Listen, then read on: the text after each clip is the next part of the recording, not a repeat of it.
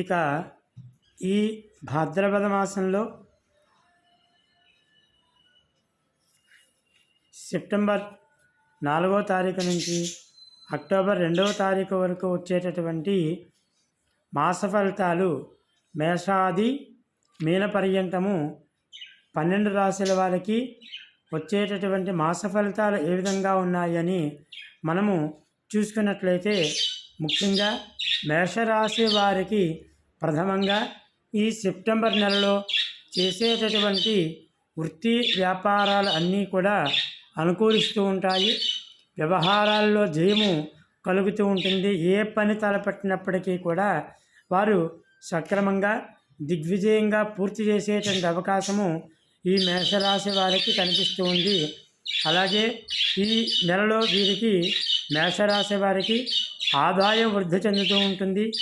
ఇతరుల యొక్క విషయంలో జోక్యం చేసుకుంటే అనవసరమైనటువంటి ఇబ్బందులు పడుతూ ఉంటారు. ప్రయాణాలలో కూడా వీరికి ఆటంకాలు అనేవి కనిపిస్తూ ఉన్నాయి. కాబట్టి దూర ప్రయాణాలు అనేవి ఈ సెప్టెంబర్ నెలలో కొంచెం తగ్గించుకుంటే మంచిది. అలాగే 3వ స్థానంలో కుజుని వల్ల కార్యక్రమాలలో లాభం కలుగుతూ ఉంటుంది. జాగ్రత్తగా ఉండాలి. దైవ సంబంధమైనటువంటి విషయాలలో పాల్గొంటూ ఉంటారు. సంతాన సౌఖ్యం అనేది ఈ మేషరాశి వారికి ఈ సంవత్సరము ఈ భాద్రపద మాసంలో సెప్టెంబర్ నెలలో బాగా కనిపిస్తూ ఉంటుంది.